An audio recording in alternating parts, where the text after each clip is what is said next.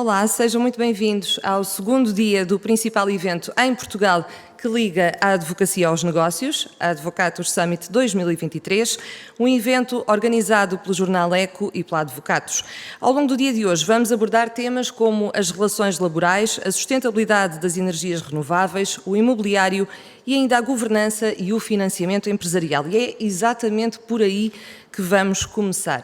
Chamo para o primeiro painel de hoje Francisco Cabral Matos, sócio da VDA,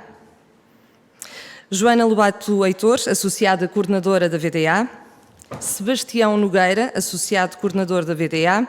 e Maria Carrilho, associada sénior da VDA. O tema deste painel vai ser financiamento das empresas portuguesas, qual o estado da arte?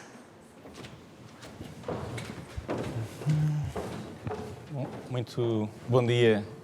a todos. Muito obrigado também por esta oportunidade de participarmos hoje e feitas estas apresentações,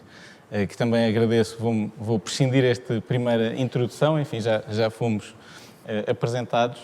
e porque os temas são muito interessantes e o tempo é curto para cada um dos nossos slots, começaria por desafiar a Maria a fazermos aqui uma primeira introdução àquilo que tem sido o reflexo dos desenvolvimentos mais recentes em termos de mercados internacionais. Vemos que, de facto, o financiamento das empresas tem vindo a sofrer bastante com efeitos externos e bastante conjunturais. E pergunto-te, Maria, como é que vês esse reflexo nas operações de financiamento, na capacidade das empresas portuguesas de financiarem e nas condições das negociações de financiamento? Obrigada, Francisco, e bom dia a todos. Os últimos meses e até anos têm sido marcados por eventos bastante disruptivos. Começámos, se pensarmos desde a crise, desde o Covid e a pandemia e o ambiente de aversão ao risco ou de medo do risco que daí vem. Depois começou há um ano, mais ou menos, a guerra na Ucrânia, a subida das taxas de juros, a inflação, etc. São tudo eventos ou circunstâncias que têm marcado muito os mercados internacionais, o mercado bancário, o mercado do financiamento, e é interessante ver, ou é importante ver, como é que isso terá afetado as empresas portuguesas, ou como é que tem afetado as empresas portuguesas. Os últimos meses tiveram novamente alguns tumultos com a queda de um banco do Credit Suisse, portanto um banco muito considerado sólido e de referência, e é engraçado ver que, apesar de muito se falar, os bancos portugueses neste momento têm conseguido de alguma forma passar incólumes, ou pelo menos o mercado português tem passado de alguma forma incólume, e o que se tem conseguido perceber é que há alguma solidez nas opções regulatórias que foram tomadas nos últimos tempos para também proteção dos bancos.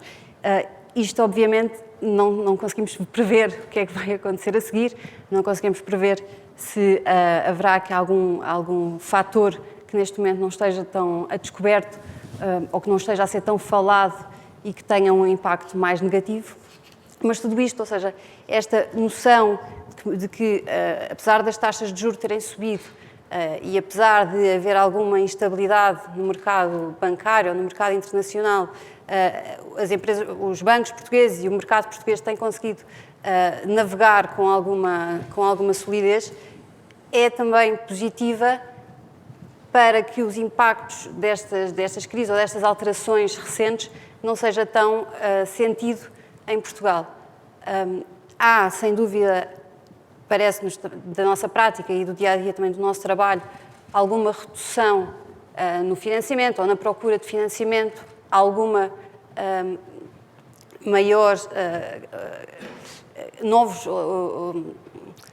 maiores critérios na concessão do crédito, ou seja, os bancos parece-nos têm mais preocupação e têm vindo, uma preocupação que tem vindo a aumentar,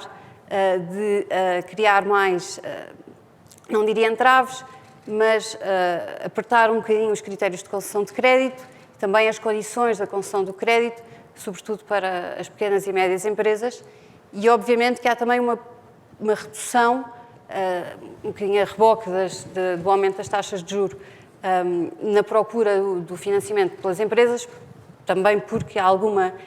dúvida quanto ao mercado, porque todos estes Covid, o aumento da taxa de juros, a guerra, tudo isto são contextos que obrigam os vários intervenientes no mercado a ter uma posição mais cautelosa ou optar muitas vezes por esperar e depois voltar a arrancar com os investimentos ou com as operações, e isso nós temos sentido, muitas das operações, e isto já desde começou a sentir-se muito com o Covid, muitas operações a esperar e depois volta a arrancar e depois espera mais um bocadinho, portanto, investimentos que demoram mais tempo a serem realizados. Maria, se me permites, no fundo, parece que conseguimos estabelecer que, apesar do contexto internacional, as condições de financiamento e este relativo atraso e esta cautela são as cautelas normais do investidor prudente. Não temos tido ainda um reflexo com um impacto muito material naquilo que é o mercado em Portugal em termos de condições de financiamento, se posso depreender das tuas palavras. A minha pergunta, e porque hoje neste painel tentamos compor um bocadinho o know-how mais jurídico e o lado mais fiscal, aqui representado pela minha colega Joana e por mim próprio, pergunto será que então conseguimos dizer que os velhos temas, como por exemplo os aspectos fiscais, são ainda hoje um entrave relevante? Ou seja, se quiséssemos fazer aqui um contraponto entre temas estruturais e temas conjunturais, parece que os conjunturais não impactaram assim tanto as condições de financiamento, há reflexos normais, mas não mudaram drasticamente o panorama do financiamento das empresas em Portugal, mas há outros estruturais que vão permanecendo. E o meu desafio é perguntar a ti, que estás na liderança das negociações e que nos chamas para esses momentos, a fiscalidade continua a ser um entrave que se calhar devíamos olhar mais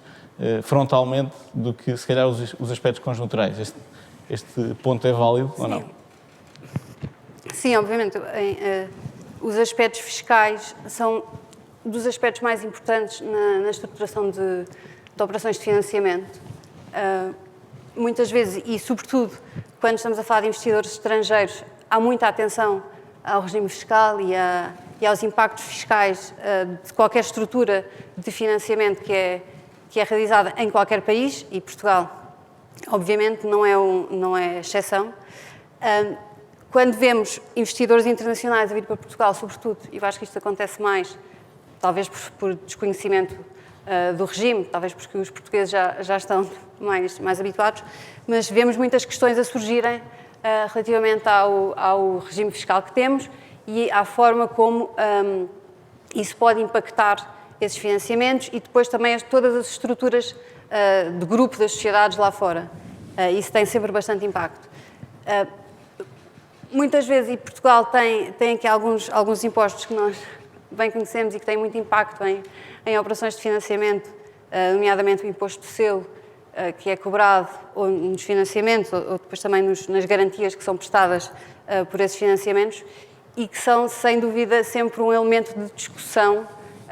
e de grande às vezes, surpresa por parte dos investidores que estranham a multiplicidade de situações em que podem de facto, estar sujeitos a esse imposto e que muitas vezes não é pequeno e obriga a repensar, ou muitas vezes obriga as próprias sociedades que procuram investimento a reajustar um bocadinho os montantes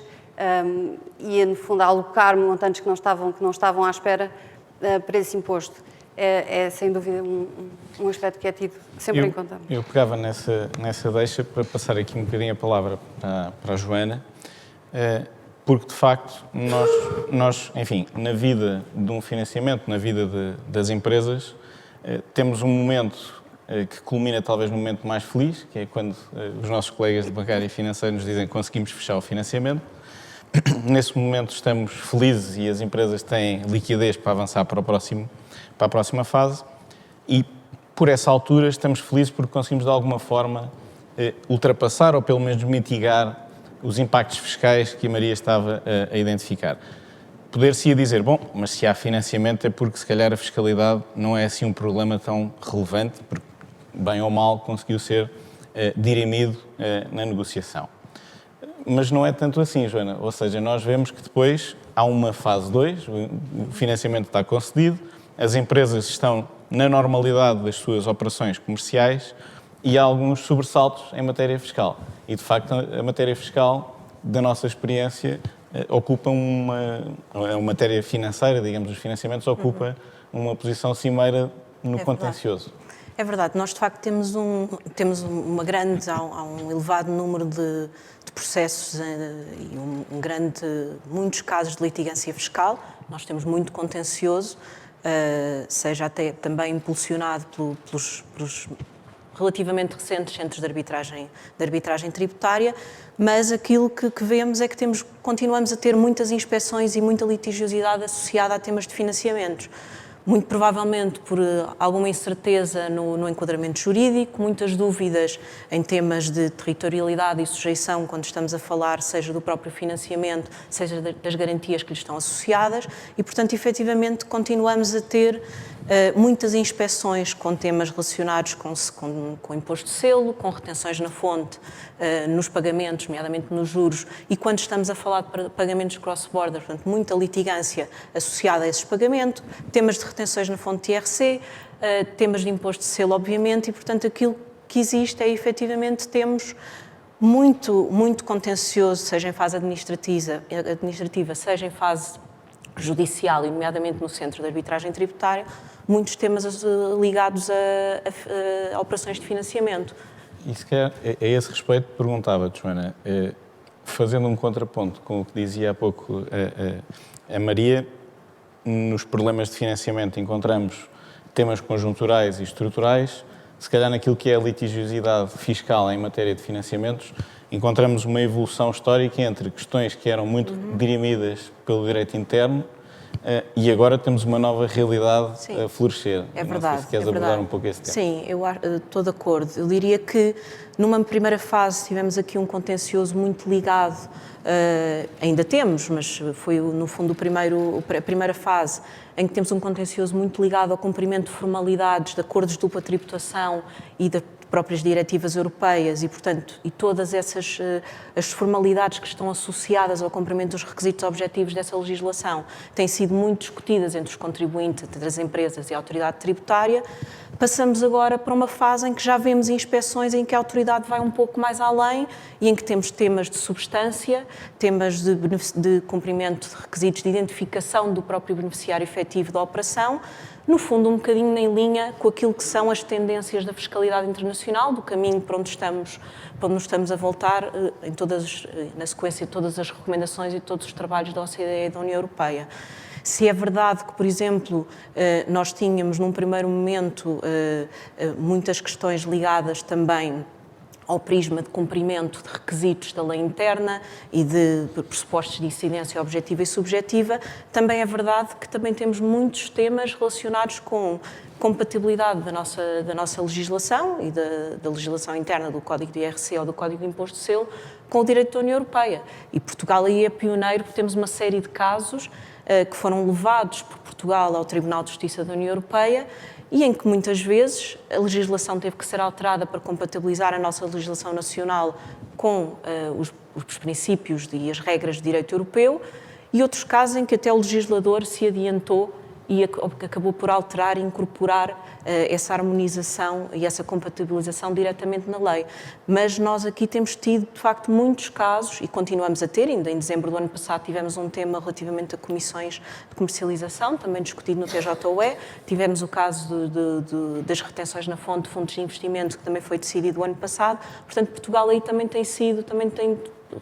tido um papel muito importante nessa compatibilização e nessa discussão e harmonização com o direito comunitário. E pergunto, num contexto de operações de financiamento que sabemos que tem alguma estabilidade, ou seja, o que se pretende não é todos os dias inovar, é no fundo financiar as empresas com o máximo de segurança jurídica. A segurança jurídica nesta área em particular é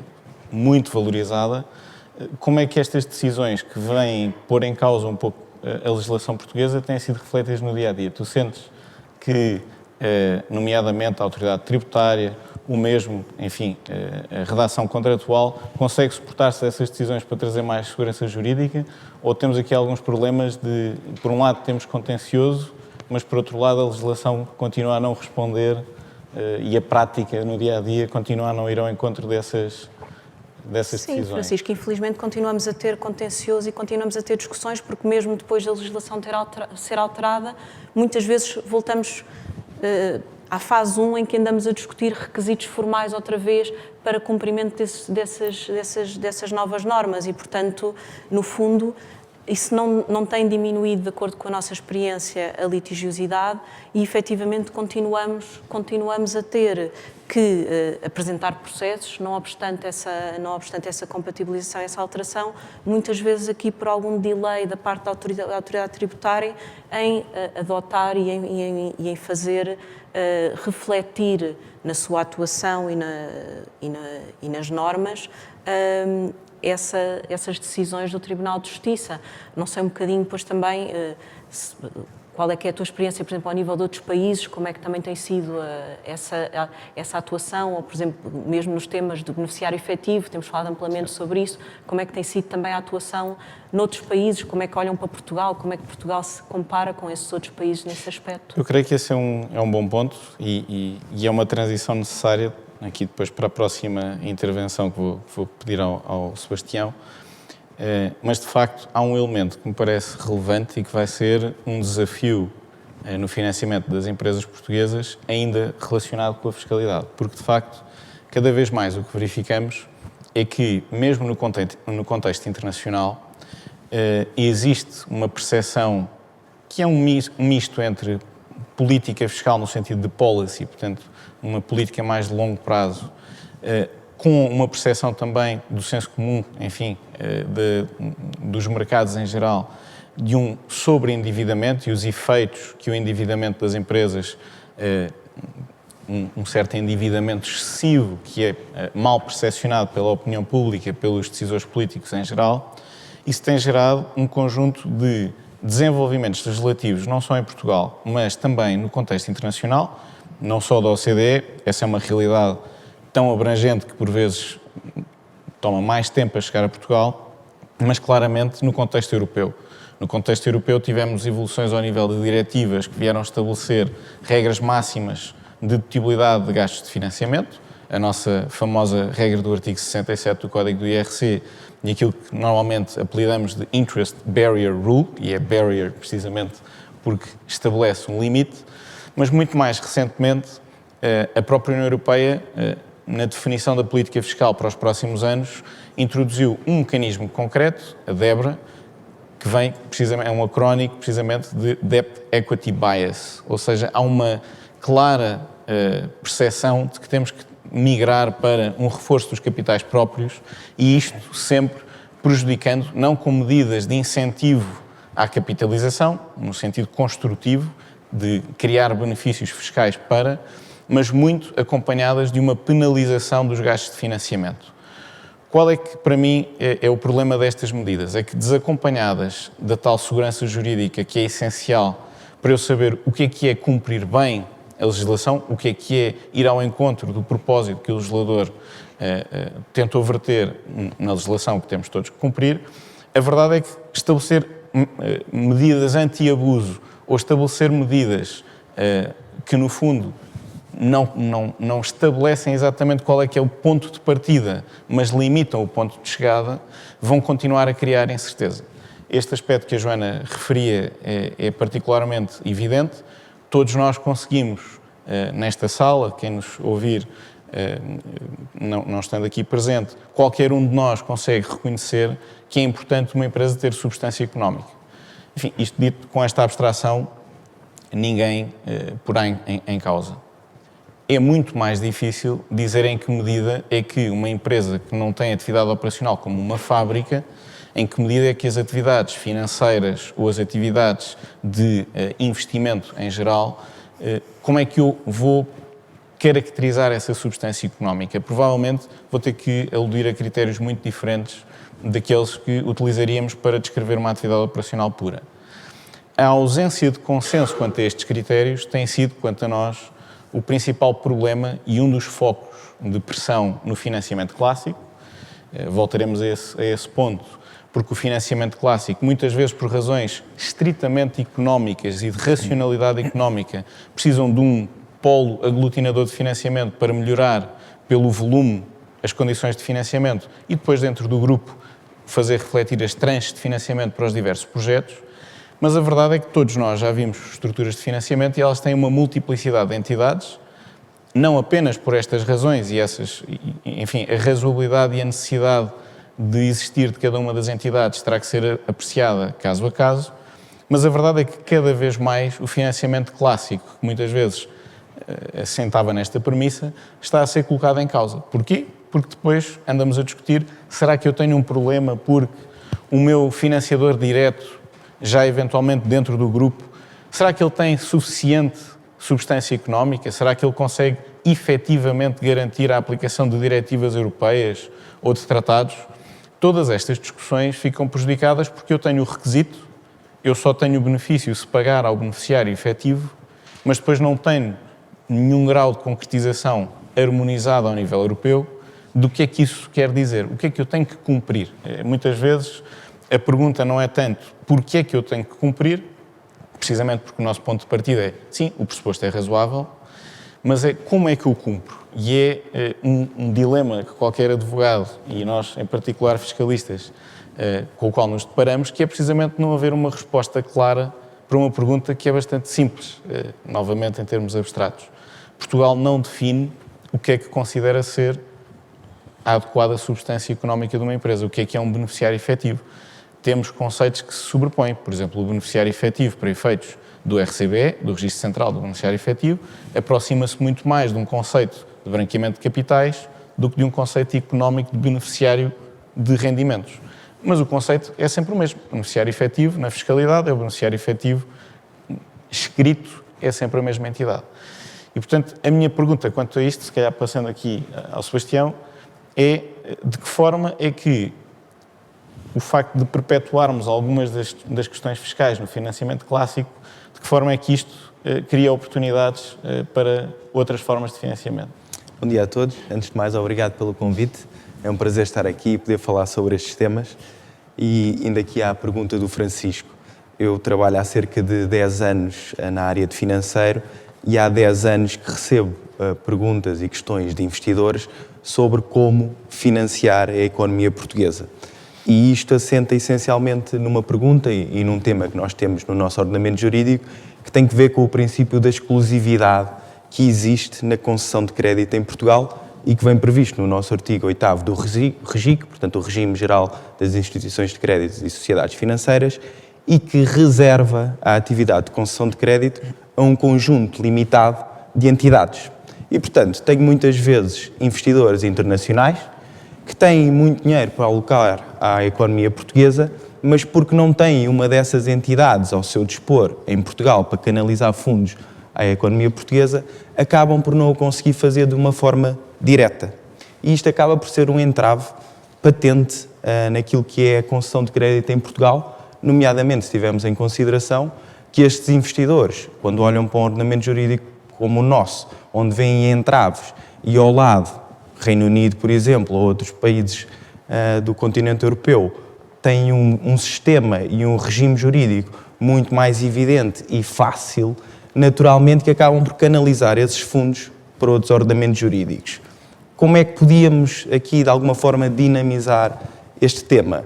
Eu discuti há pouco ali com o Francisco e com a Maria se não deveríamos repensar até este princípio de exclusividade. Se calhar olhar mais para Reino Unido, onde isto não existe, e onde se preocupam mais em de alguma forma, proteger quem pede o dinheiro a estes grupos e essa forma provavelmente até já está consagrada no nosso ordenamento jurídico, porque nós, para além deste princípio da exclusividade,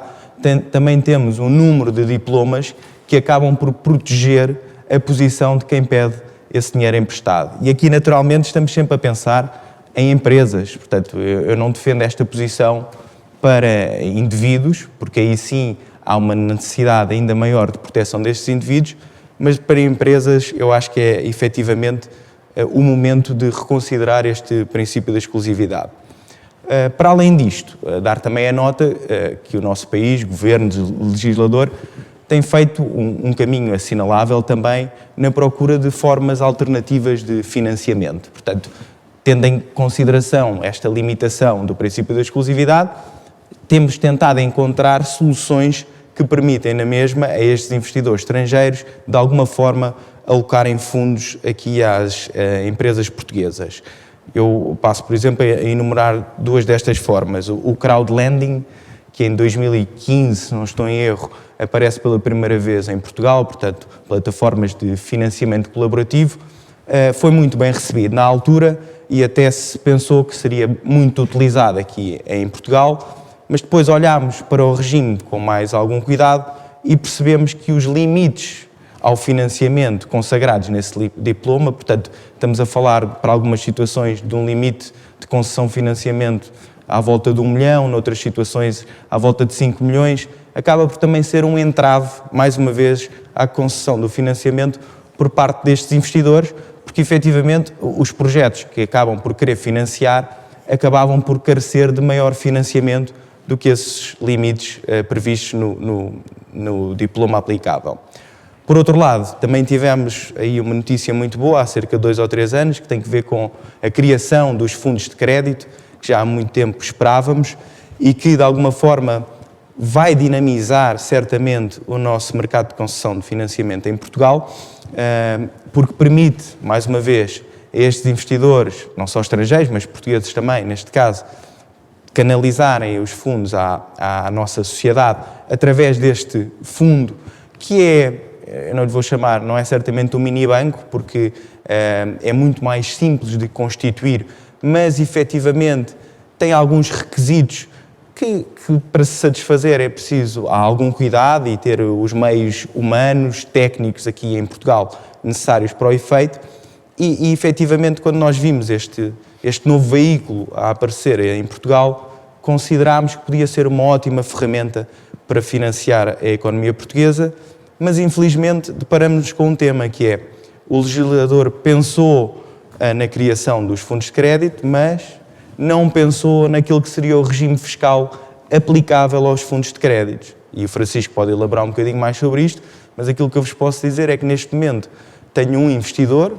que está preparado para constituir este fundo de crédito, nós temos as políticas já para dar entrada junto da CMVM, mas não avança com a decisão de incorporar o fundo de crédito porque há este ponto de interrogação a respeito do regime fiscal que seria aplicável. Eu e o Francisco temos falado muito sobre isto e, infelizmente, até agora não temos muitas novidades, certo? Se calhar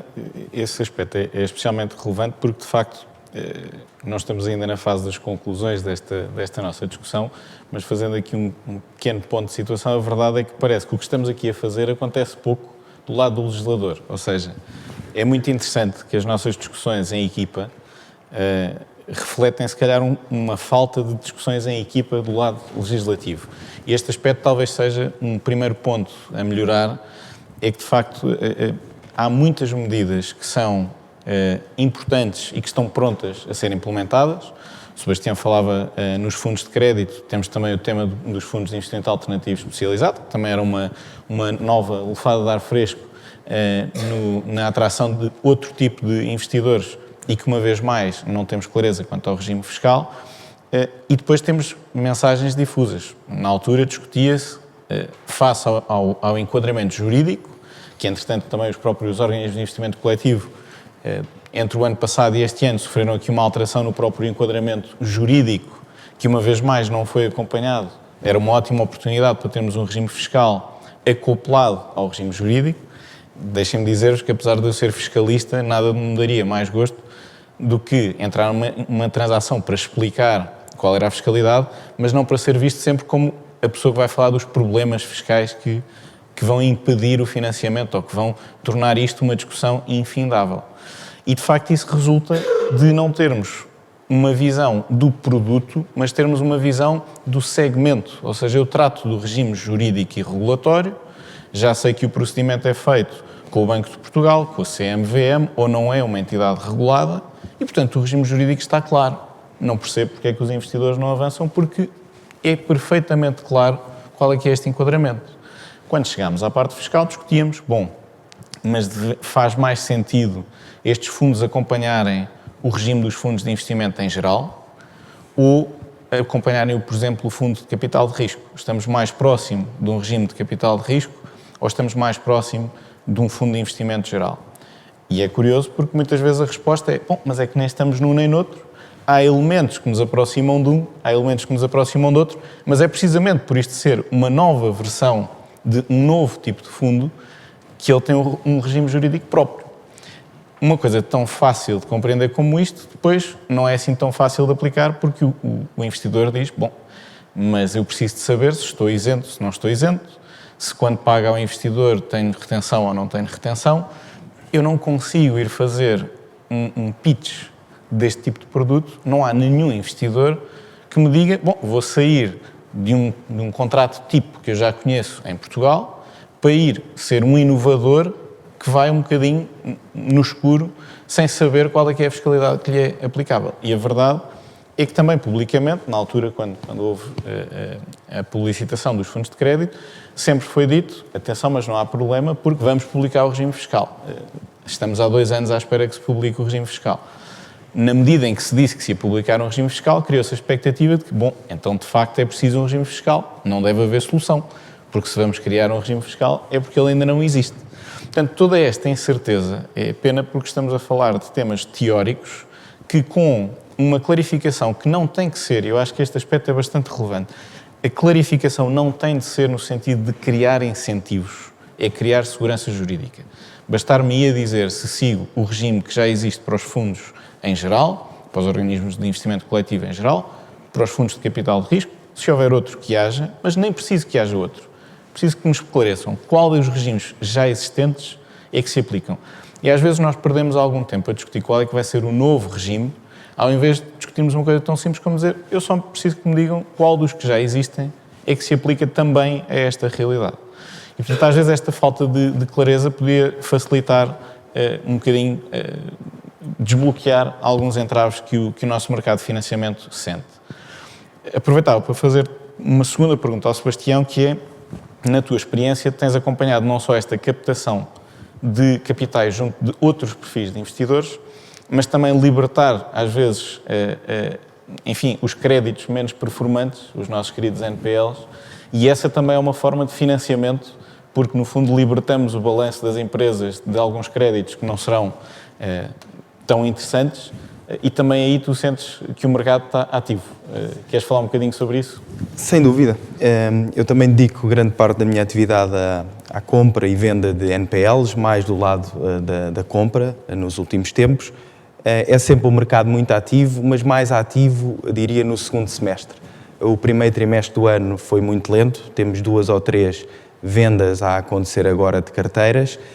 mas o que é normal, porque efetivamente a banca portuguesa tem a tendência para deixar para o segundo semestre a resolução destes temas de NPLs, porque efetivamente agora tem uma menor pressão para os resolver, porque só no final do ano é que começam, ou mais perto do final do ano, a olhar para os seus rácios de capital e, portanto, aí é que começam a perceber efetivamente aquilo que vão ter que vender ou não.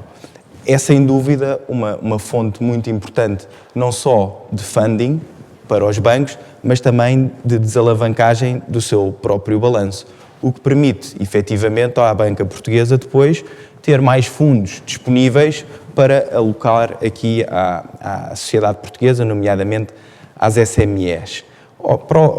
Do mesmo lado, aquilo que também tenho visto muito é, mais uma vez, ligado com o princípio da exclusividade que eu há pouco falava,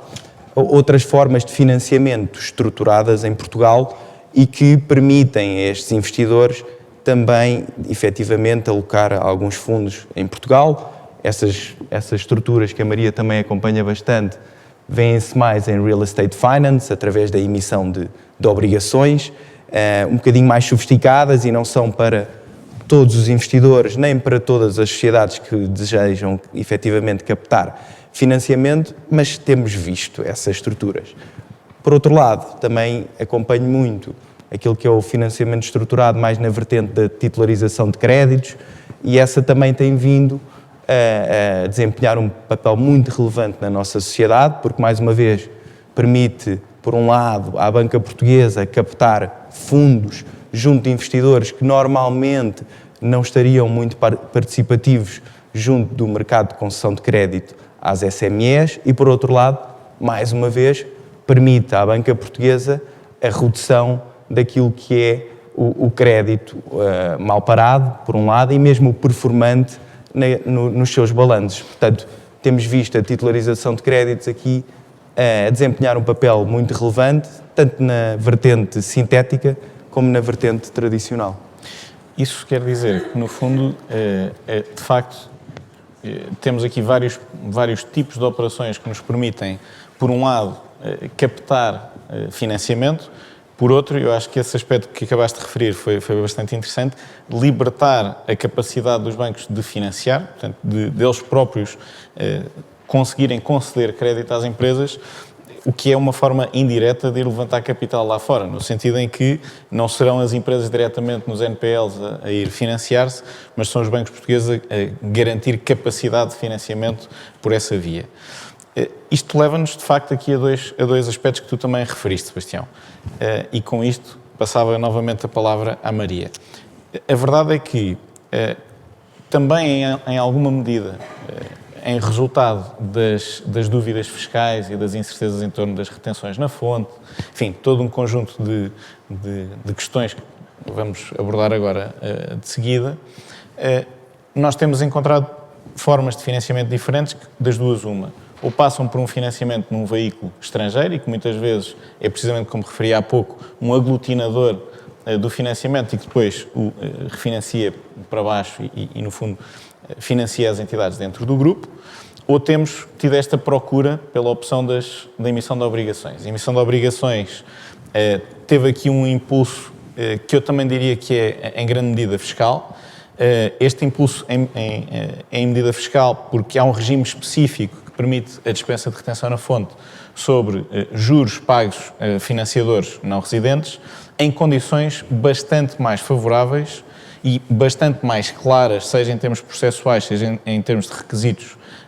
objetivos, por comparação àquilo que são as normas dos nossos ADTs, que nunca, ou que por via de regra, não permitem eliminar na totalidade a retenção na fonte em Portugal, seja também por via dos financiamentos intragrupo, em que cada vez mais, como referia a Joana, os financiamentos intragrupo, apesar de terem um enquadramento europeu favorável, diretivas, juros e royalties, cada vez mais estão sob pressão quando a entidade financiadora do grupo, por seu turno, está a ser ela própria financiada por um terceiro. Portanto, está naquilo que nós referimos como uma posição back-to-back. E isto atira-nos para o pacote das garantias. Muitas vezes nós temos problemas, e hoje em dia cada vez mais, discussões em torno, não só ou não principalmente,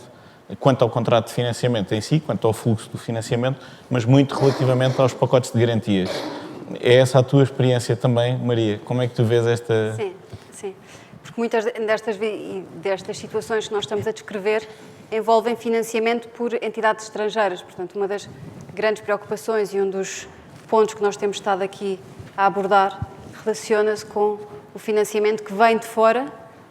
ou que envolve grupos de sociedades que têm também sociedades em Portugal, mas que se espalham por outros países do mundo.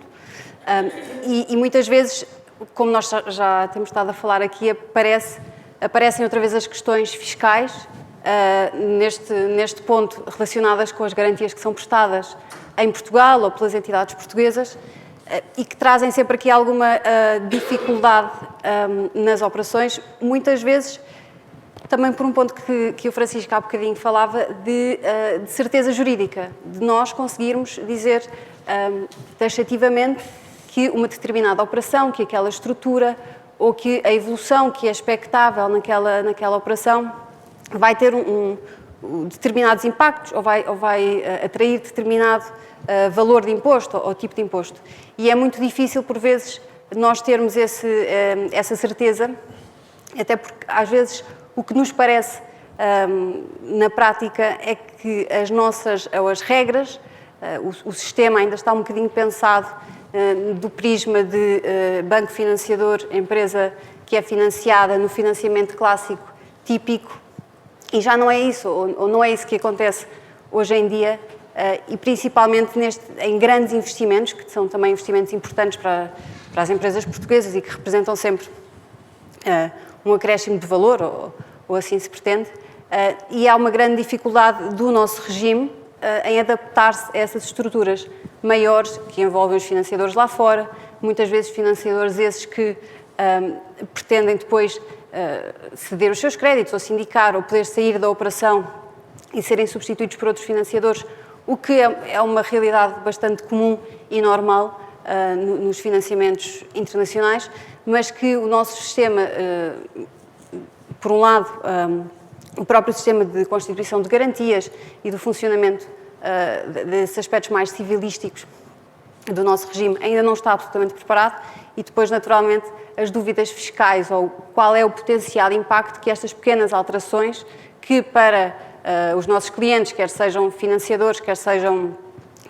os grupos, as empresas, não são muito claros porque é que porque é que eu não posso fazer isto, ou porque é que se eu fizer isto tem um impacto tão grande depois em termos fiscais, e é sempre difícil para nós às vezes explicar. Pegando nesse ponto, eu acho que este é um aspecto que neste ponto em concreto diverge um bocadinho em termos de consequências e da sua origem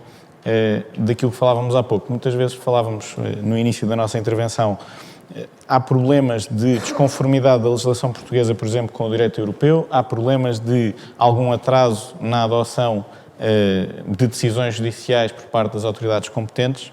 Aqui é curioso que muitas vezes a nossa discussão entre a área de bancário e financeiro e a área fiscal tem muito que ver com soluções que juridicamente e até em termos económicos são muito claras e novamente, peço desculpa por me referir sempre a situações claras e de bom senso e que facilmente se compreendem.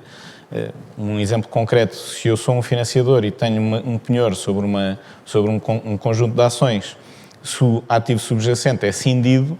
não deve haver grandes dúvidas que eu tenho que constituir penhor sobre as ações da sociedade que for constituída nessa cisão. Se eu tenho um penhor sobre as contas bancárias, onde são feitos todos os pagamentos que visam contribuir para o serviço da dívida, não posso admitir economicamente a abertura de outras contas bancárias por onde possam fluir fluxos financeiros sem aceitar que a constituição de garantias ou a constituição de penhores sobre essas contas bancárias também tem que estar a ser salvaguardado, não para que haja mais benefício para o credor, mas para que seja mantida a posição garantística inicial. Esta configuração, que em termos económicos e até jurídicos parece bastante linear, nem sempre é linear na perspectiva fiscal, e isso muito já não por um problema de falta de interação com a autoridade tributária ou com os tribunais. Aqui até deve dizer-se, a autoridade tributária tem partilhado alguns entendimentos através de circulares, de informações vinculativas ou outros meios, mas tem muito mais que ver com a estaticidade do próprio imposto de selo e com uma certa desadequação às regras de territorialidade, à própria desadequação do imposto, que é muito formal, de uma realidade que é cada vez mais desmaterializada. Joana, também é essa a tua... Sim, sem dúvida, porque efetivamente temos um imposto que é um imposto que nasceu como um imposto de documentos, que incidia sobre um determinado número de documentos e que hoje em dia tem que se adaptar a um conjunto de operações que são complexas, que são diversas, realidades muito distintas, e isso leva-nos, por exemplo, no caso das garantias, a ter enormes dores de cabeça quando temos que analisar não só no ponto de partida, na constituição das garantias, mas também todas as vicissitudes no decurso da operação de financiamento, porque ao longo do financiamento há reforço de garantias, há substituição de garantias, como bem referiste, e falta clareza na definição do regime fiscal aplicável a todas essas vicissitudes. Já para não falar, como bem disseste, nos problemas iniciais dos sistemas de territorialidade, porque nas operações cross-border, hoje em dia, eu tenho muitas vezes um elemento de conexão cá em Portugal que é diminuto, e muitas vezes chegamos à conclusão que é mais conservador acabarmos por fazer o advice de liquidar o selo nesta operação ou nesta garantia. E por isso aqui, apesar de, e é verdade, e também tem sido essa a minha experiência, no sentido que existe uma maior colaboração da autoridade tributária na emissão na resposta a pedidos de informação vinculativa, na emissão de circulares e outras orientações administrativas, mas esta maior clareza, esta maior segurança jurídica no decurso destas operações que se estendem em vários anos e em períodos largos de tempo, só pode ser conseguida efetivamente com maior clareza deste regime fiscal que, face à antiguidade do imposto de selo e à sua gênese, ainda não existe e coloca muitos entraves depois no desenrolar das operações e numa definição a priori de todas as consequências fiscais das operações. Eu diria apenas, para concluirmos e para respeitarmos aqui o slot que nos foi atribuído, que o reflexo desta nossa conversa muitas vezes tem sido algo, se calhar em sentido contrário àquilo que todos gostaríamos, que é um maior peso da discussão fiscal naquilo que é garantir uma operação de financiamento. Ou seja, hoje vejo que as equipas de fiscal dos vários advisors envolvidos são chamadas mais cedo e perpetuam-se na discussão mais tempo. E isso é negativo para o financiamento das empresas. E isso reflete a tal falta de clareza, seja por uma perspectiva diferente entre a autoridade tributária e os stakeholders, as várias partes envolvidas, seja por problemas da própria legislação. E isto reflete-se, e gostava de dar esta nota talvez a título final, em 3 momentos. Tax due diligences muito mais difíceis, digamos assim, ou seja, o tipo de questões que antigamente se focavam muito no bom cumprimento de obrigações fiscais, assentam muito em divergências quanto a boa forma de cumprimento, ou quais é que são os requisitos que eu tenho ou não tenho que cumprir, e portanto a própria due diligence em matéria fiscal tem-se vindo a especializar. Isto reflete-se em discussões muito mais pormenorizadas nas specific indemnities, ou seja, vemos em muitas operações de M&A perdemos mais tempo também a discutir qual é que é o valor das contingências fiscais e como é que elas podem ser refletidas ou num ajuste de preço ou numa indemnity, e tudo isto é relevante porque também vemos que, como as partes não querem assumir este encargo, este custo de operação, uma novidade nos tempos mais recentes foi passar para o lado segurador, os nossos seguros WNI, que antigamente excluíam matérias fiscais. Agora, eu acho que os seguradores no início viam isto como um risco grande, não queriam assumir, passaram a ver como uma oportunidade nos FIIs que podem cobrar e, portanto, tem-se visto este processo. E porquê é que agora eu fiz este shift para M&A, se estamos a falar de financiamento? Porque muitas vezes o que nós temos são os financiadores que vêm completar as próximas fases da operação. Portanto, eu compro um veículo e quero-me financiar para continuar a minha atividade e todas as discussões que tivemos nesta fase de compra e venda vamos ter quando o financiador quiser percepcionar qual é o nível de risco e qual é a liquidez que consegue garantir nos veículos que estão a financiar. Eu diria que em matéria fiscal temos evoluído e temos aqui desafios que ficaram patentes. Gostava de terminar, contudo, com uma nota positiva, que é, de facto, há aqui no horizonte, por um lado, como a Maria nos dizia no início, não houve um reflexo em termos de complexificação das operações de financiamento, houve um reflexo mais, diria, conjuntural, em termos de prudência, em termos do mercado estar todo a verificar quais é que são os bons investimentos e fazer um melhor assessment de risco. Acho que temos no horizonte, como o Sebastião nos trouxe, a perspectiva de termos novos instrumentos jurídicos que, mais dia menos dia, podem ser aqui uma alavanca de sucesso para refinanciar as empresas, e temos grandes expectativas, em particular com os fundos de crédito, e, enfim, a nossa perspectiva de que, apesar de tudo, entre financiados e financiadores, entre bancos e autoridade tributária e empresas financiadas, apesar de tudo, as matérias fiscais têm conseguido ser acauteladas de forma a não ser um deal breaker, ser apenas uma pedra que nós gostaríamos que fosse menos, mas que ainda é, mas não é um deal breaker nas operações. E, portanto, estamos confiantes que podem surgir aqui oportunidades interessantes para catapultar as empresas portuguesas para uma recuperação deste período mais sombrio que temos no período atual. E enfim, esta é a nossa mensagem positiva para terminar esta intervenção, agradecendo também a vossa paciência e a oportunidade que foi disponibilizada à VDA. Muito obrigado. Obrigado. Obrigada.